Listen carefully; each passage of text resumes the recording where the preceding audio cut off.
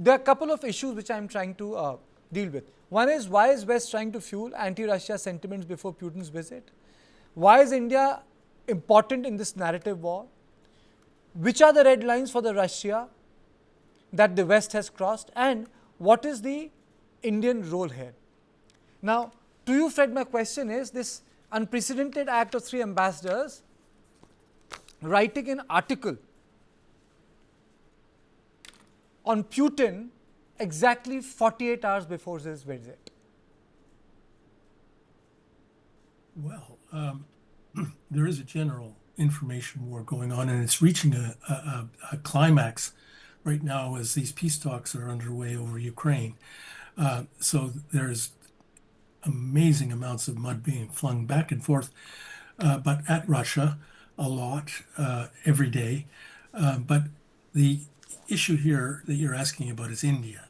Putin is set to go to India in a couple of days, and that's a very crucial summit coming up.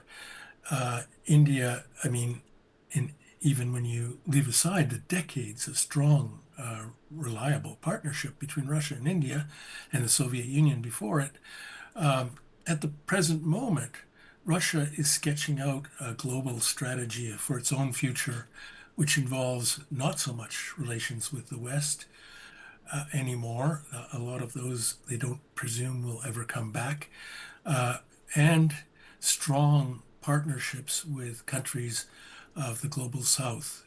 India is chief among them, and therefore I think that in all propaganda wars, people sense a moment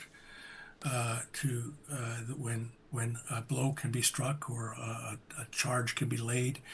And I think that's what you're seeing happening here.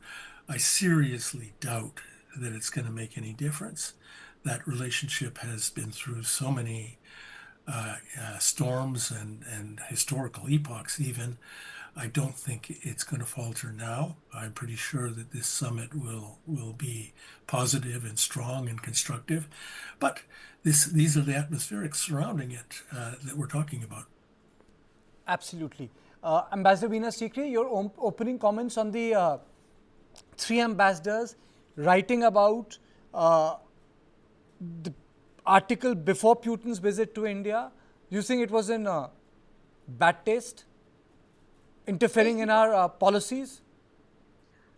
I think the first point is that the role of an ambassador in India or in any other country, the role of the ambassador is to promote bilateral relations.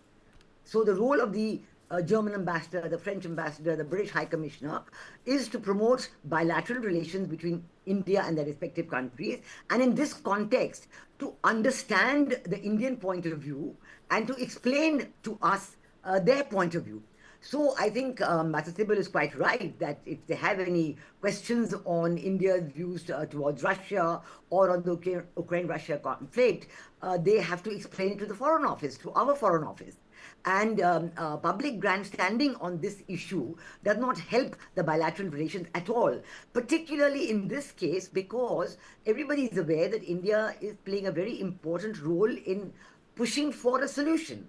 In getting together all the sides, in saying that we must have dialogue and diplomacy, and we must bring together all the sides. We know that everybody has been in touch with Prime Minister Modi, whether it's President Zelensky, whether it's President Putin. So all of them are explaining their own points of view, and certainly India is very interested in finding a solution. Now, at the same time, these ambassadors are very well aware of the good relations that India has with Russia. And India can play a role with Russia in finding a solution because of our very good relations with Russia.